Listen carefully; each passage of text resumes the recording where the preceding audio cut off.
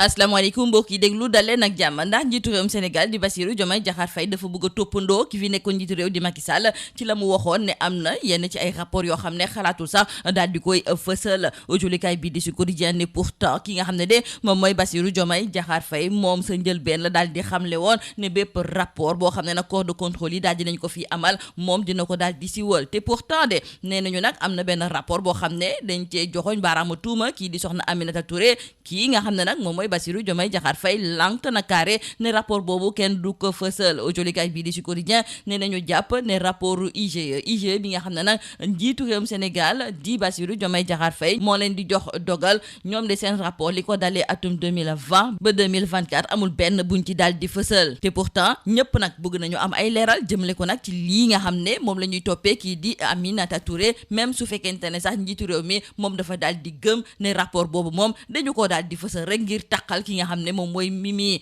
Babacar Ba te mu daal di jiite forum du justiciable di xamle ci biir colikaay bii di Sud Quotidien ne ngir indi ay leeral ci li nga xam ne nag moom la ñuy tuumaal ki nga xam ne de moom mooy soxna Aminata Touré li ñu waroon def kay moom mooy fësal nag li nga xam ne moom mooy rapport boobu su ko jaree ñu daal di koy jébbal ñi nga xam ne ñoom ñooy procureur financier yi loolu day tax nag ba askan bi yeewoo fi ci même réew am ay leeral jëmale ko ci wàll gi ni mel Diomaye colikaay bii di Walf Quotidien moo ñu xamal ni keroog ba muy daje ak bureau politique bu parti bii di Pastef delluwul ginnaaw ci ay bëgg-bëggam ndaxte ñu ngi ñuy xamal ne moom fas yéenewul nag dàq ki nga xam ne moom mooy Abdourahmane Diouf te it du xaajaloo ak ki nga xam ne moom mooy Aminata Touré moom la daal di jël tabb ko nag ci bopp coalition Diomaye président loolu moom du ci dellu ginnaaw ci likaay bii di Vox Populi ne kàddu yooyu nga xam ne nag moom la Diomaye fësal moom moo nar a tas nag li nga xam ne de moom mooy parti bii di Pastef ndaxte fu mu nekk nii ñoom mer nañu ba futtu ci likaay bii di Point Actu di ñëwaat sax ci ndaje boobu nga xam ne kon moom moo amoon ci diggante njiitu réew mi ak bureau politique bu Pastef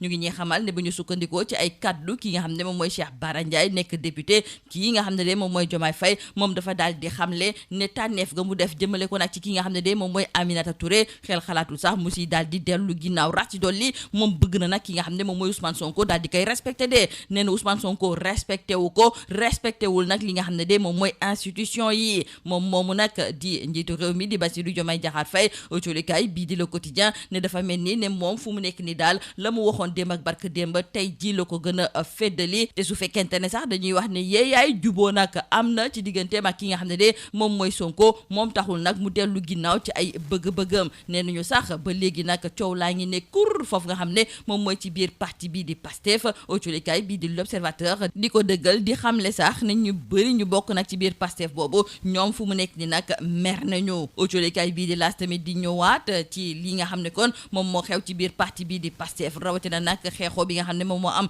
ca bopp réew mi di xamle ne loolu moom indi na xaajaloo ci biir parti bi l'info yéene kay ne même su fekkente ne sax ñu ngi woote jàmm ak di ko wone taxul nag ba ay tension yu métti moom moo am ci biir parti bi nga xam ne moom mooy Pastef autolikaay bii di enquête di ci yokk sax di ñu xamal ne ci wàllu ndaje boobu nga xam ne mi ngi amoon ci diggante bureau politique bi ak njiitu réew mi am na ay baat yu bëri yoo xam ne nag dégg nañ ko ci wante daal liñ ci mën a jàpp moom mooy ne njiitu réew mi moom du mës a jëlee ki nga xam ne nag moom mooy Mimi Touré ci bopp coalition bii di Diomaye président ñu dukki ci ay mbirum Moustapha Diop mi fi nekkoon joriñ te fu mu nekk nii nag ñu daal di koy toppee ci mbirum kopparu réew mi autolikaay bi di Les Échos mi ngi ñu xamal ne fournisseur yi nga xam ne ñoom dañ leen doon déglu ci wàll gi ni mel daal di nañuy seetal deram ba mu set wecc benn fournisseur donc de moom moo ci des moom dafa aji màkk te bés bu dellu see dinañu ko daal di déglu moom sax laatu muy dem waxoon na ne nag ni lépp loo xam ne santoon nañu ko mu nekk marché ci digganteem ak ministère bi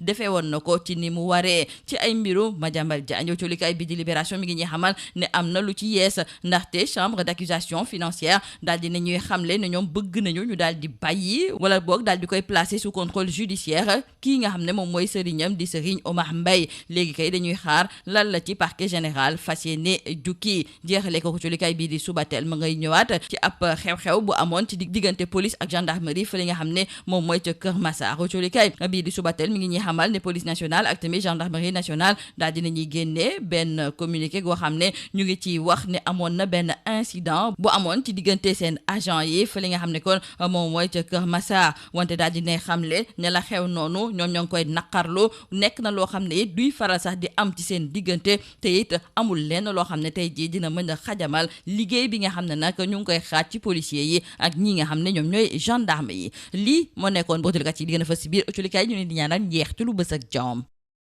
Mesdames et messieurs, bonjour. Le chef de l'État, Bassirou Diomaye Diakhar Faye, va-t-il reproduire les pratiques de rétention documentaire associées à l'ancien président Macky Sall? Cette question, ce sont nos confrères du journal Sud Quotidien qui se la posent. En effet, Bassirou Diomaye Diakhar Faye, alors qu'il avait fait de la transparence un pilier de sa gouvernance de rupture, se retrouve aujourd'hui interrogé sur la gestion des rapports des corps de contrôle à l'instar de son prédécesseur Macky Sall. Ce dernier, souvent critiqué pour avoir conservé sous embargo certains documents sensibles. Ses propos sur un rapport de l'inspection générale d'État impliquant Aminata Touré, rapport qu'il aurait qualifié de document commandité par l'ancien président, ont ravivé les questionnements sur l'absence de publication des 5 derniers rapports de cet organe, pourtant placé sous son autorité directe. Et retenons avec nos confrères du journal Le Sud Quotidien que depuis 2020, aucune publication officielle n'a été effectuée, laissant les citoyens dans l'attente d'informations essentielles sur l'intégrité de la gestion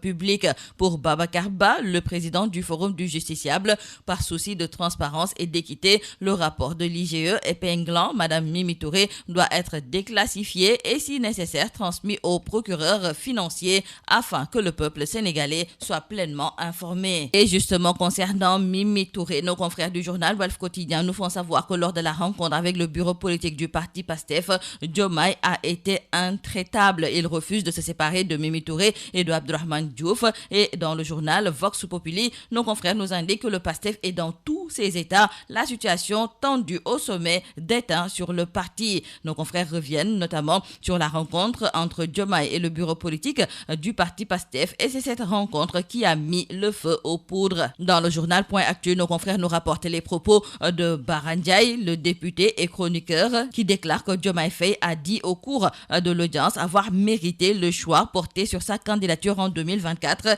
et s'est indigné du fait que Sonko ne le respecte pas et ne respecte pas non plus les institutions. Donc retenons avec nos confrères du journal Le Quotidien que Diomaye, par rapport à cette crise au sein de la majorité, il continue de garder le cap, la tension qui couve toujours à PASTEF et l'on nous signale même qu'au lendemain de la réconciliation entre guillemets qui a été donc annoncée, Aminata Touré a publié la liste des adhérents à la coalition Diomaye. L'Observateur revient également sur cette tension au sommet de l'État avec une accalmie que nos confrères jugent fragile. Pour nos confrères du journal LAS, il y a un déchaînement patriotique concernant cette crise entre Diomaye et Sonko. Nos confrères du journal L'Info eux aussi trouvent qu'il y a certes un apaisement qui est affiché, mais les tensions sont bien réelles entre Diomaye et Sonko. Nos confrères du journal Enquête reviennent également sur les échos dissonants de la rencontre entre le bureau politique de PASTEF et le chef de l'État. Nos confrères d'ajouter que le président de la République ne renonce ni à la coalition ni à celle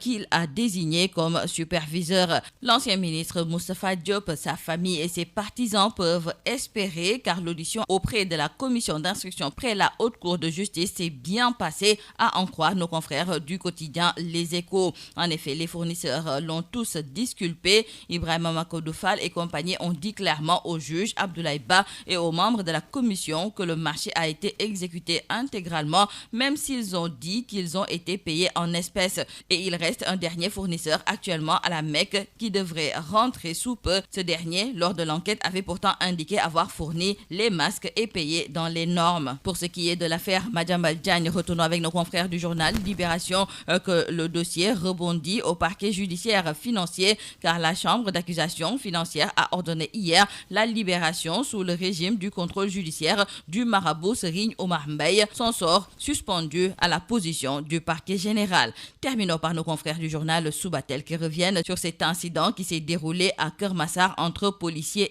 et gendarmes. La police nationale et la gendarmerie nationale ont confirmé qu'un incident impliquant certains de leurs agents s'est produit le 14 novembre 2025 à Keur Massar. Et dans un communiqué conjoint, les deux institutions ont déploré un acte isolé, soulignant qu'il ne remet pas en cause la qualité de leur coopération. Elle rappelle que policiers et gendarmes travaillent quotidiennement ensemble dans l'accomplissement de leur mission de sécurité publique. Une enquête interne permettra de déterminer les responsabilités tout en préservant la cohésion entre les unités concernées. C'est tout à vos journaux et très bonne lecture.